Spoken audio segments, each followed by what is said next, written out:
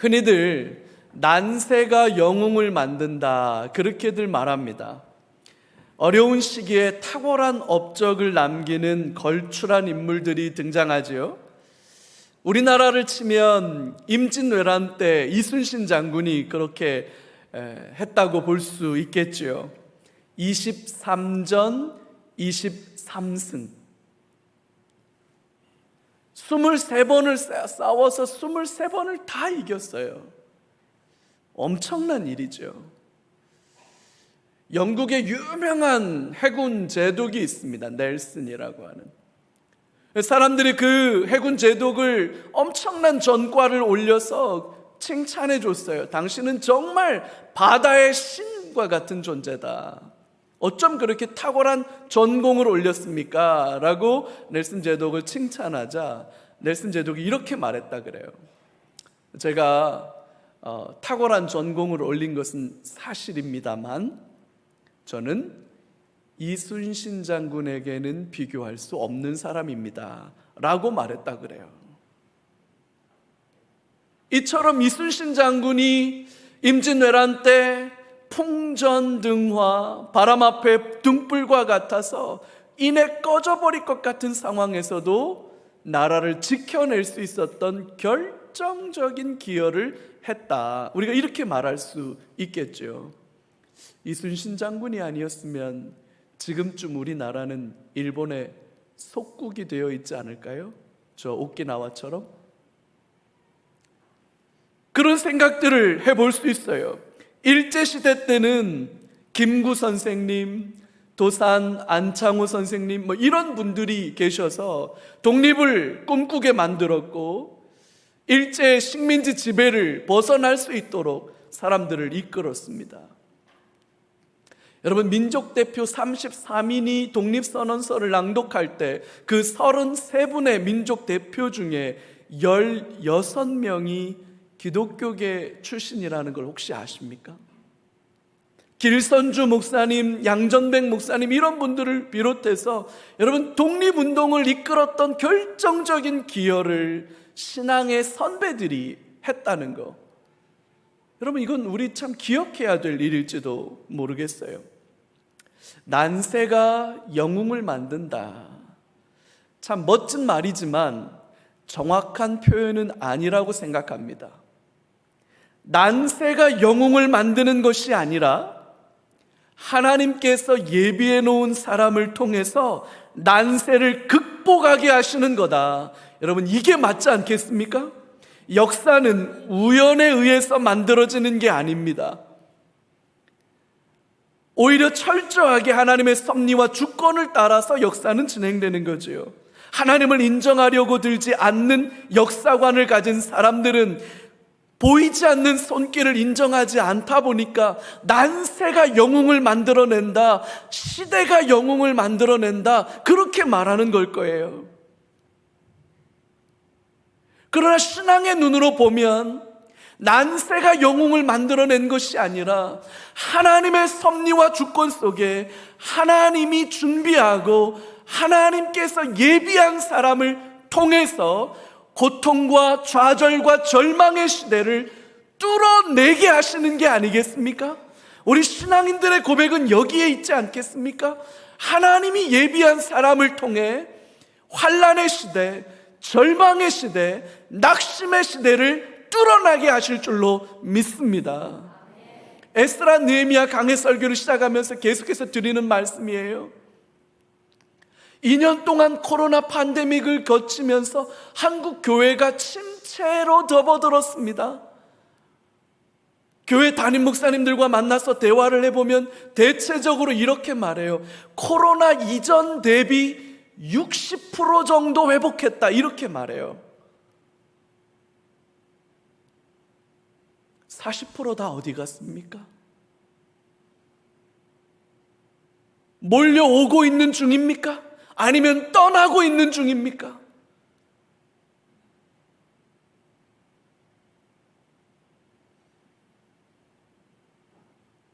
침체를 말하고 신앙의 슬럼프를 말할 수밖에 없는 이 시대에, 이 난세에, 이 풍전등화와 같은 시대에 저와 여러분들이 이 시대를 돌파하게 하는 하나님의 손에 붙들린 하나님의 사람들 되시기를 주님의 이름으로 축복합니다. 우리 교회가 한국 교회에게 그 돌파구를 열어낼 수 있는 샘플이 되는 교회가 될 수 있다면 얼마나 좋을까요? 난세가 영웅을 만드는 게 아닙니다. 하나님의 손이 하나님의 사람들을 통해 하나님의 일을 이루시는 겁니다. 오늘 본문 1절을 보면 이 일 후에 바사왕 아닥사스다가 왕위에 있을 때에 에스라라 하는 자가 있으니라, 이렇게 시작하고 있습니다. 이 일 후에 아닥사스다가 통치하던 시절이라고 말하면서 시간적 배경을 말해주고 있는데, 이 일이라고 하는 것은 성전 건축을 말해요. 성전이 건축되고 난 뒤에 이제는 성전은 다리오 왕 6년에 완공됐어요. 그러니까 다리오라고 하는 왕이 통치하던 시절에 성전이 완공됐는데, 지금은 누가 통치하는 시절이다? 아닥사스다가 통치하는 시절이다. 그러면 다리오 때에서 아닥사스 때까지 시간이 좀 지났구나, 이렇게 보면 되겠어요. 그래서 6장까지의 내용과 7장부터의 내용은 시간차가 좀 생겼습니다. 대충 한 60년 정도의 시간이 지난 것으로 보여요. 60년. 여러분, 60년이라는 시간은 그렇게 짧은 시간만은 아니에요. 지금이 2022년이니까 지금으로부터 60년 전이면 1962년. 저는 그때 태어날 준비도 못하고 있었습니다. 우리 여기 계신 어르신들 중에서 60년 전 1962년을 우리 기억하고 계신 우리 원로 장로님도 계시고 한데 기억하시나 모르겠어요. 어떻게 기억하시나 모르겠어요. 60년 전에 우리 어떤 모습이었나? 여러분, 제가 자료를 찾아보니까요, 1962년에 무슨 일이 일어났냐면, 우리나라에 국가가 주도하는 가족계획 운동, 그게 처음 시작된 해가 1962년이랍니다. 둘만 낳아 잘 키우자, 둘만 낳아 잘 키우자 그러다가 아니다 둘 많다, 남자 아들 딸 구별 말고 하나만 낳자.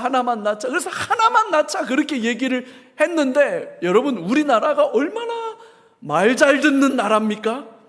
시기면 시기는 대로. 그래서 지금은 우리가 세계에서 제일 안 나요. 웬만하면 안 나요.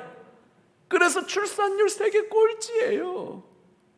자료를 찾아봤더니 1962년도에 한 해에 태어난 신생아가 여러분 103만 명. 한 해에 태어난 애들이 103만 명 태어났어요. 가장 최근 통계가 2020년 통계인데 2020년에 얼마나 태어났냐면 27만 명 태어났습니다. 103만 명 태어나던 애기들이 하나만 낳아 잘 키우자 그랬더니 알겠습니다. 그리고는 안 낳는 거예요.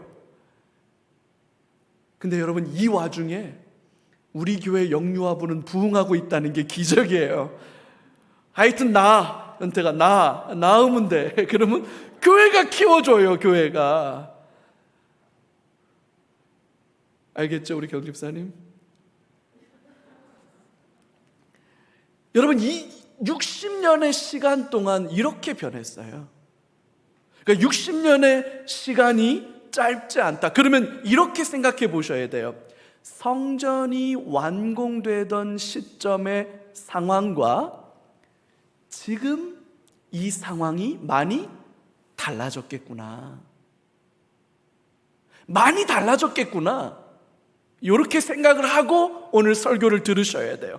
자, 오늘 본문에 드디어 에스라가 등장합니다. 에스라 느헤미야에서의 핵심적인 인물이죠. 그러면서 이 에스라가 어떤 사람인지를 소개하는데, 먼저는 족보가 등장해요. 아버지가 누군지, 할아버지가 누군지, 그 조상들이 누군지를 쭉 소개하는데 5절까지 족보의 내용이 쭉 등장합니다. 우리 웬만하면 다 아는 사람들이죠?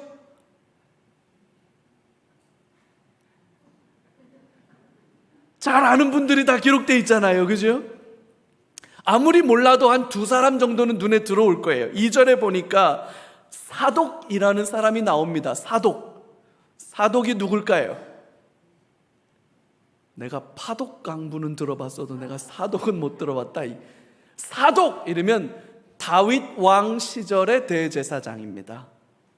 그래서 다윗 왕 때 대제사장이었고, 그래서 왕정 국가 시절에 대제사장의 질서와 그 규칙을 만들어내는 일들을 했던 분이에요. 그래서 사독이라고 하는 대제사장은 이스라엘의 역사에서 굉장히 유명한 대제사장 중에 한 분이에요. 그리고 쭉 넘어가서 다 모르겠다.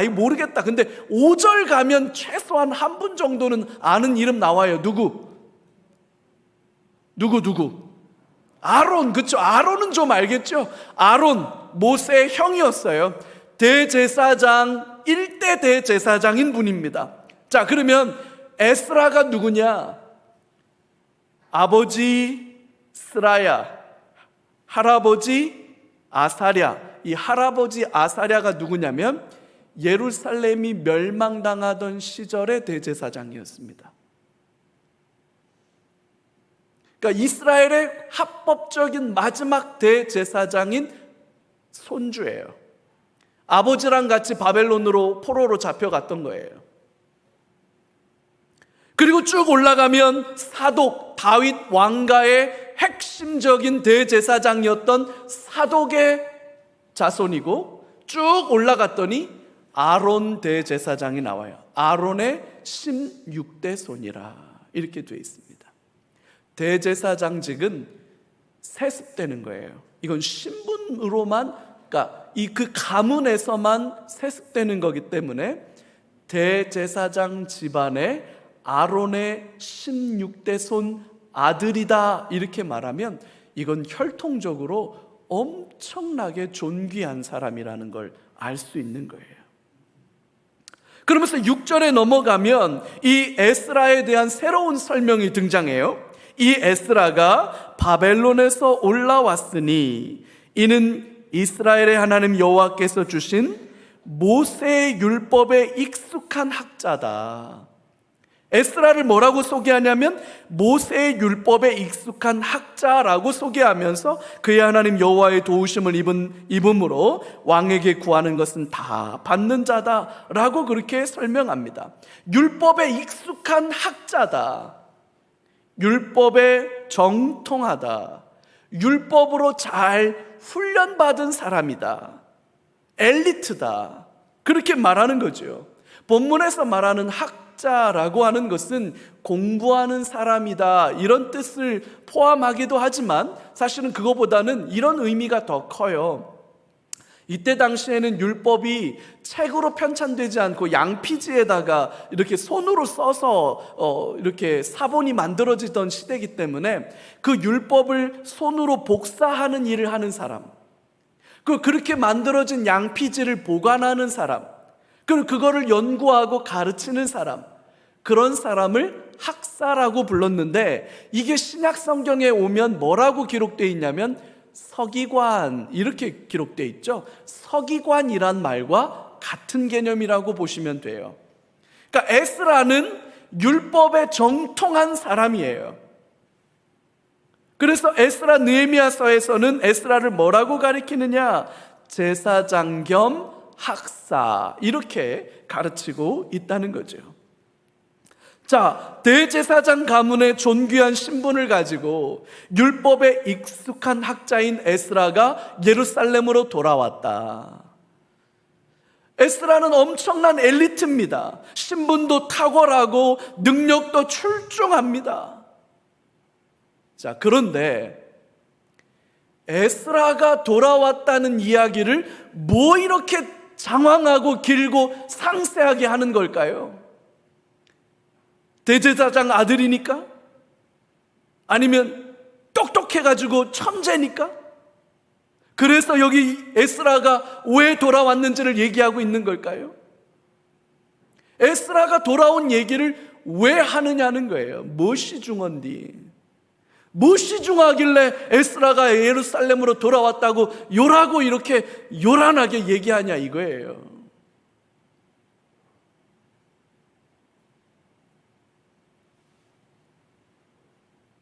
에스라가 돌아올 수밖에 없는 상황, 시대적 아픔, 시대의 절망, 시대의 고통이 있었다는 얘기가 될 겁니다. 하나님이 준비한 사람이 올라와야만 되는 상황이 이스라엘 안에 펼쳐지고 있다, 그런 얘기가 될 겁니다. 이 시대가 어떤 시대였는지 약간 엿볼 수 있는 기록이 말라기서 2장 7절에서 9절에 기록되어 있어요. 이렇게 되어 있습니다. 제사장의 입술은 지식을 지켜야 하겠고 사람들은 그의 입에서 율법을 구하게 되어야 할 것이니 제사장은 만군의 여호와의 사자가 됨이거늘. 뭐라고 기록합니까? 제사장은 하나님의 율법의 말씀을 지켜야 하고 사람들은 제사장의 입술에서 하나님의 말씀을 구해야 하는데, 왜냐하면 제사장은 하나님의 사자이기 때문이다. 근데 어떤 일이 벌어졌느냐? 8절을 보여주시죠. 너희는 옳은 길에서 떠나 많은 사람을 율법에 거스르게 하는도다. 나 만군의 여호와가 이르노니 너희가 레위인의 언약을 깨뜨렸느니라. 여기서 말하는 너희는 제사장들을 가리키는 거예요.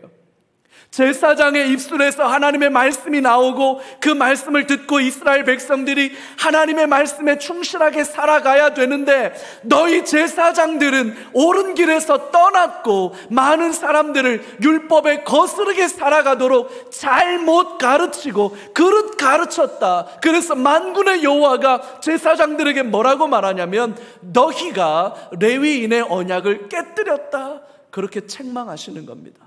구절을 보여주세요. 너희가 내 길을 지키지 아니하고 율법을 행할 때에 사람에게 치우치게 하였으므로, 말씀을 제대로 말씀대로 가르치지 않고 사람들 듣기 좋은 소리만 가르친 거예요. 사람들 듣기 좋으라고만 가르친 거예요. 사람들을 적당히 그럴듯한 이야기들로 사람들에게 설명해 준 거예요. 사람에게 치우치게 하였으므로 나도 너희로 하여금 모든 백성 앞에서 멸시와 천대를 당하게 하였느니라. 제사장들이 사람들로부터 멸시와 천대를 받게 되었대요. 왜? 제사장 너희들이 제대로 제사장의 역할을 감당하지 않았기 때문에. 말라기 선지자를 통해 선포되는 말씀의 내용이 참담합니다. 성전은 완공되었어요. 이제 성전을 통해서 하나님의 임재와 유월절, 여러분 그게 이스라엘의 정체성이라고 지난주에 말씀드렸죠. 하나님의 구원하심에 대한 믿음의 고백을 통해서 바르고 온전한 언약 공동체를 만들어 가야 할 텐데, 너무나도 안타깝게도 이스라엘은 그러지 못했습니다. 나라가 망하고 성전이 무너지는 수모와 아픔을 겪었음에도 불구하고 아직도 정신을 차리지 못한 거예요. 특별히 제사장들이 그랬습니다. 이스라엘의 타락은 제사장들의 타락에서 비롯된 거예요. 제사장들이 바르게 말씀을 가르치고 하나님의 뜻을 제대로 가르쳤어야 하는데 그 일에 실패한 거예요. 그러니까 이스라엘은 부패하는 거예요. 오늘날 교회도 마찬가지입니다. 여러분, 목회자의 타락이 교회의 타락으로 이어지는 거예요. 다른 말 할 것 없어요. 왜 한국교회가 침체되었습니까? 왜 한국교회의 부흥의 불씨가 꺼져간다고 말합니까? 다른 얘기할 거 없어요. 목사들 책임이에요. 목사가 제대로 못하니까 교회가 이렇게 되는 거예요. 다른 얘기할 거 하나 없어요. 목사가 타락하면 교회가 타락합니다. 목사가 무너지면 교회가 무너져요. 교회가 무너지면 세상이 무너집니다. 여러분, 정치는 절대 세상 못 바꿉니다. 대통령이 바뀌면 세상 바뀔 줄 알았죠? 안 바뀝니다. 시민단체가 세상을 바꿀 것 같아요? 노조가 세상을 바꿀 것 같아요? 여러분, 교육이 세상을 바꿀 것 같습니까? 못 바꿉니다. 세상은 교회만 바꿀 수 있어요. 그 교회가 무너지면 세상엔 답이 없는 거예요. 왜 교회가 무너지나? 목사들이 탐욕에 이끌리기 시작하고 하나님의 뜻을 분별하지 못하기 시작하면 교회는 무너지는 거예요. 교회가 살아야 이 시대가 살아납니다. 목회자가 바르고 온전하게 살아나야 교회가 살아나요. 저는 인생의 가장 큰 복이 만남의 복이라고 생각합니다. 예수님을 만나는 것이 제일 큰 복이지요. 할렐루야. 예수님 만나는 은혜가 있기를 축복합니다. 좋은 부모, 좋은 배우자, 좋은 친구 만나는 거, 이게 다 복이에요. 그러나 무엇보다도 정말로 신뢰할 수 있는 영적인 멘토, 정말로 신뢰할 수 있는 좋은 목회자 만나는 것은 그 무엇과도 바꿀 수 없이 소중한 복이라고 저는 확신해요. 특히 이 시대는 더욱 그렇습니다.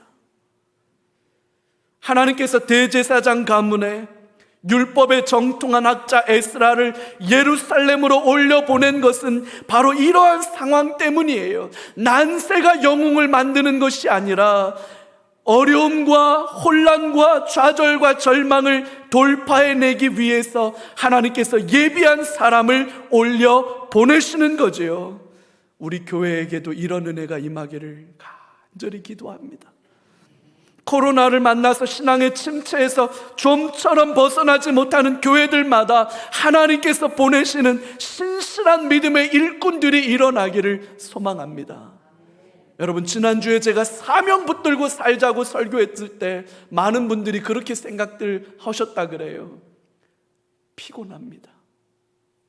아이고, 이거 뭐 먹고 살기도 힘들어 죽겠는데 뭔 사명입니까?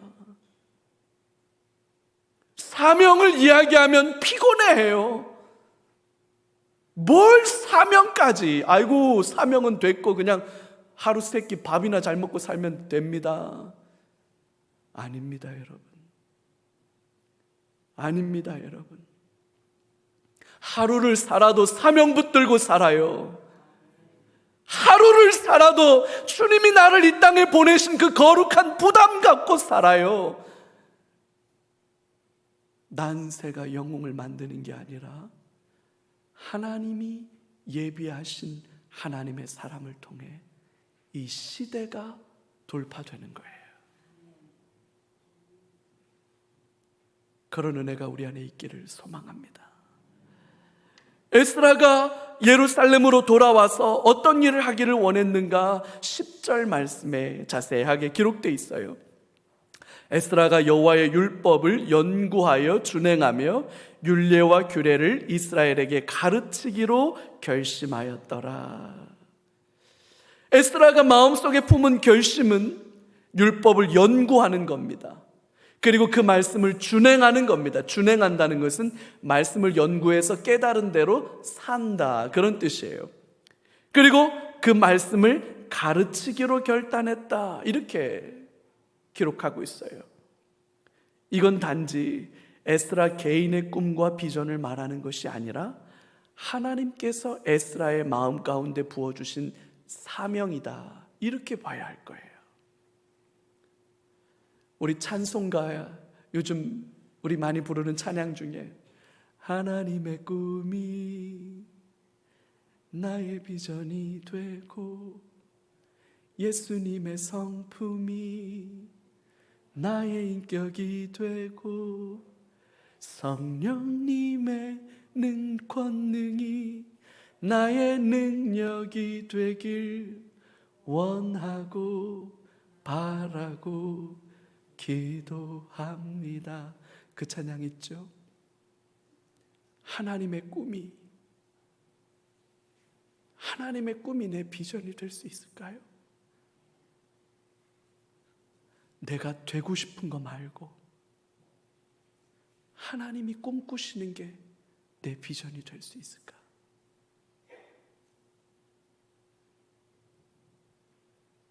우린 다 내가 되고 싶은 걸 이야기하고 살아요.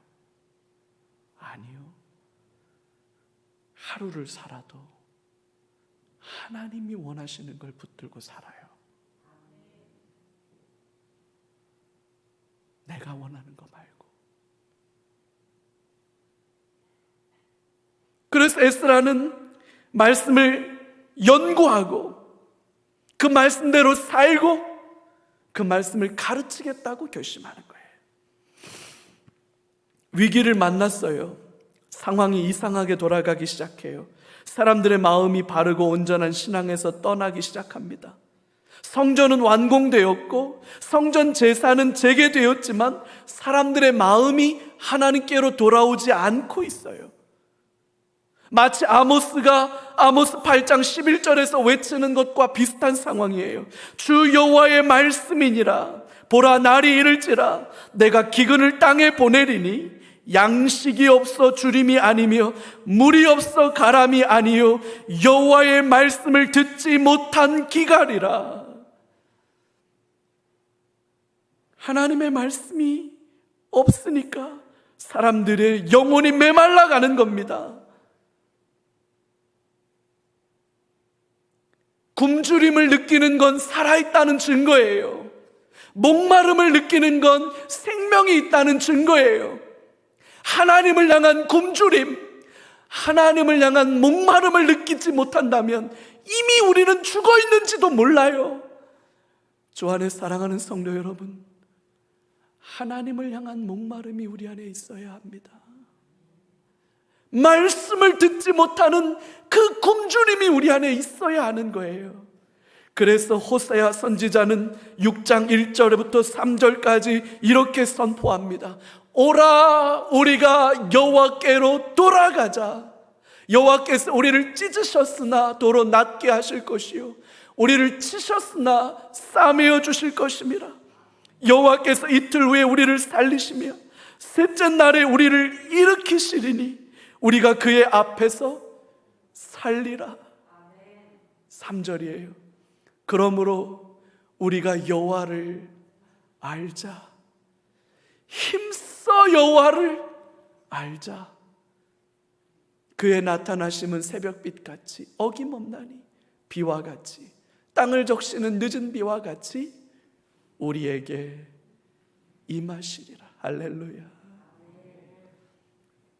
예루살렘으로 돌아온 이스라엘 에스라는 여호와의 율법을 연구하고 준행하고 가르치기로 결심했어요. 왜냐? 여기에 생명이 있으니까, 여기에 회복의 길이 있고 여기에 부흥의 길이 있기 때문이에요.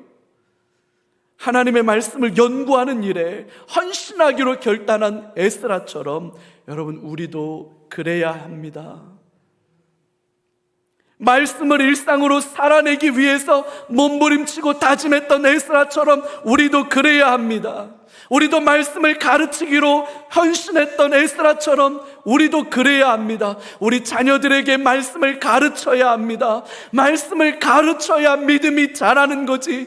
여러분, 말씀을 가르치지 않는데 우리 아이들이 믿음 안에 자랄 거라고 생각하는 것은, 여러분, 그런 일이 일어나지 않아요.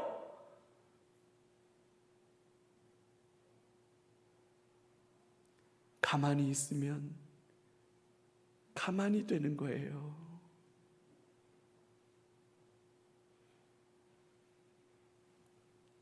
목장 안에서 말씀을 나눠야 합니다. 여러분, 커피 마시고 밥 먹고 교제하는 걸로 목장을 끝내면 그 목장 오래 못 갑니다. 절대로 그 안에서 신앙이 성장하지 않아요. 말씀이 나누어져야 사람이 자라는 겁니다. 말씀 앞에 서야 성도들이 신앙이 자라는 거예요. 세상이 알도록 땅끝까지 생명의 말씀을 가르쳐 전파하는 책임을 우리는 다 해야 돼요. 에스라의 이 결단은 단지 에스라만의 문제가 아닙니다. 우리 모두의 결단이어야 해요. 그리고 무엇보다 이 교회 담임 목사의 일이 되어야 합니다. 하나님의 말씀을 제대로 연구할 수 있도록, 하나님의 말씀을 연구하는 일에 게으르지 않도록 기도해 주시기 바랍니다. 담임 목사가 이 일을 잘 감당할 수 있도록 교회는 돕고 협력해야 해요. 말씀을 연구하는 것은 단지 지적인 만족을 위해서 연구하는 게 아닙니다. 말씀대로 살기 위해서 연구하는 거예요.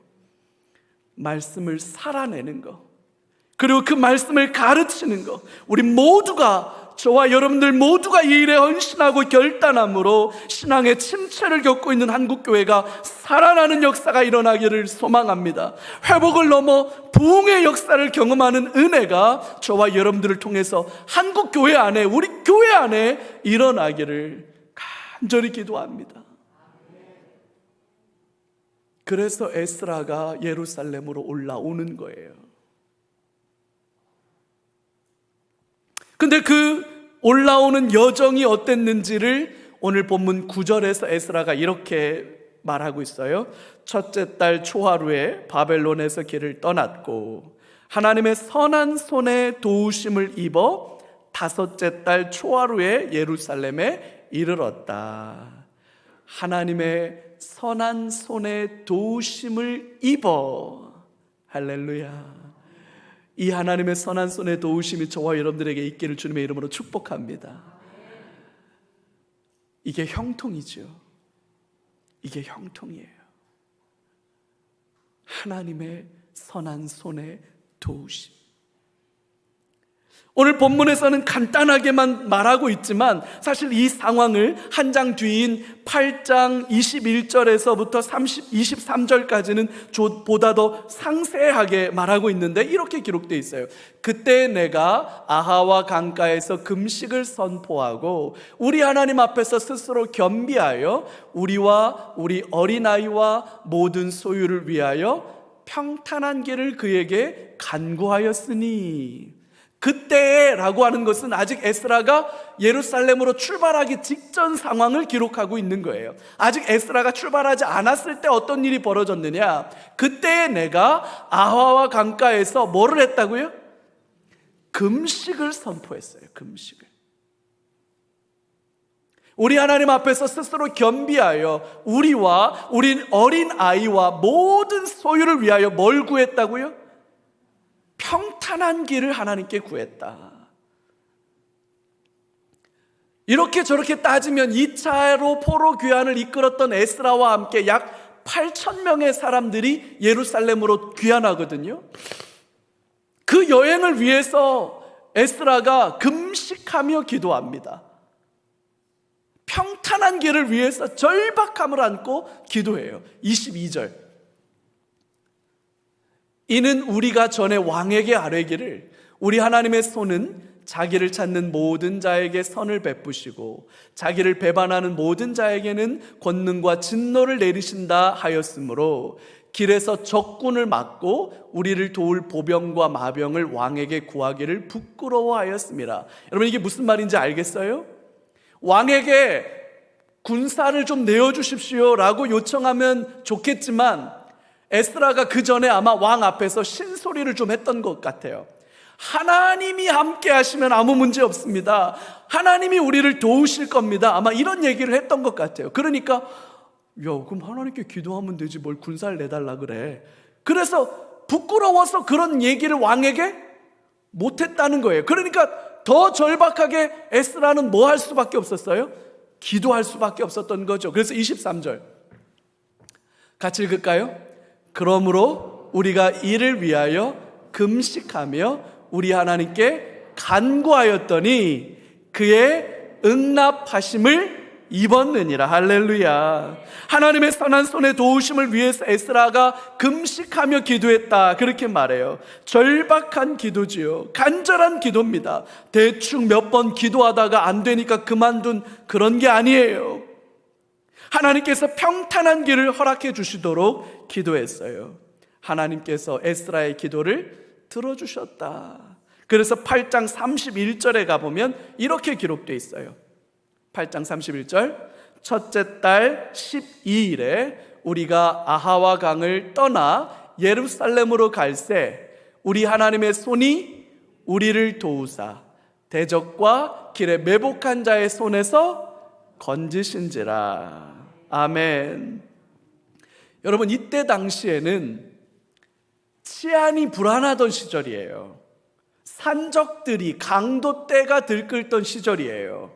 근데 4개월이 걸려서 예루살렘까지 가야 되는데 걸어가는 거잖아요. 그러면 4개월 동안 먹을 음식을 싸들고 가야 돼요. 뿐만 아니라 바벨론에서 벌었던 재산을 전부 다 이거 통장에다 넣고 나중에 예루살렘 은행에 가서 ATM기로 찾으면 되지, 그런 게 아니잖아요. 그러니까 재산도 죄 팔아가지고 그걸 금이나 돈으로 바꿔가지고 바리바리 다 싸들고 가야 되는 거예요. 아까도 말씀드렸던 것처럼 한 8,000명 정도의 사람들이 먹을 음식 싸들고 전 재산 다 싸들고 길을 가고 있다면 강도떼께서는 하나님께 감사 기도 드리겠죠. 하나님 감사해요. 요즘 우리 힘들었는데 이렇게 풍성한 재물을 보내주시네요. 아마 강도들도 그랬지 않겠어요? 그러니까 에스라는 절박하게 기도할 수밖에 없는 거예요. 그 여행에는 어린아이도 있고 여자들도 있고 어르신들도 있고, 그러니까 에스라 입장에서는 그 수많은 재산과 그 수많은 음식을 싸들고 그 온 가족이 다 이 4개월이나 걸리는 길을 가야 된다면 하나님의 도우심이 없이는 답이 없는 거죠. 그래서 기도한 거예요. 금식한 거예요. 하나님의 도우심 앞에 엎드린 거예요. 그랬더니 하나님이 어떻게 하셨다고요? 하나님의 선한 손이 도우심으로. 할렐루야. 성도의 삶에 이보다 더 귀한 은혜가 어디 있을까요? 하나님의 선한 손이 저와 여러분들을 도우시기를 축복합니다.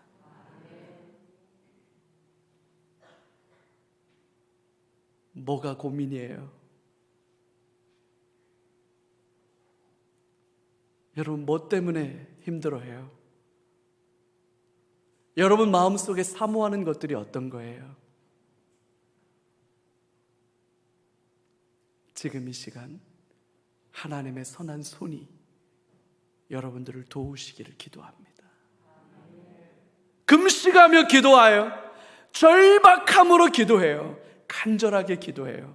우리 하나님이 형통의 길을, 평탄한 길을 허락해 주실 줄로 믿어요. 여러분, 우리 모두는 어려운 시절을 살아가고 있습니다. 힘들고 어려운 일을 만나면 우리 하나님께서 그 힘들고 어려운 일을 넘어설 수 있는 힘을 주시고 믿음을 주시고 용기를 주시는 분이라는 사실을 저는 확신합니다.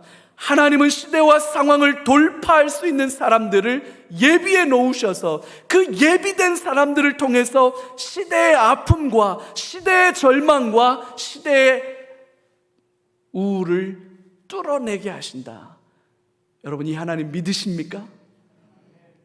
이 하나님이 살아계시고 역사하시는 분이란 사실을 여러분 정말 믿어요? 이 하나님이 일하심을 정말 신뢰하십니까? 그 하나님이 살아계시고 오늘도 저와 여러분들을 위해서 일하고 계신다는 사실을 정말 믿어요, 여러분? 여러분, 그게 믿음이에요. 그게 믿음이에요. 그 믿음을 붙들고 하나님께로 나아갈 때 말씀을 연구하고 말씀을 살아내고 말씀을 가르치는 일이 저와 여러분들의 결단이 되기를 바라요. 그래서 8월 달에 우리 말씀 묵상학교 할 때 우리 성도들 다 같이 해요. 작년에 했는데요, 또 하는 거예요. 언제까지? 될 때까지, 될 때까지, 잘 될 때까지.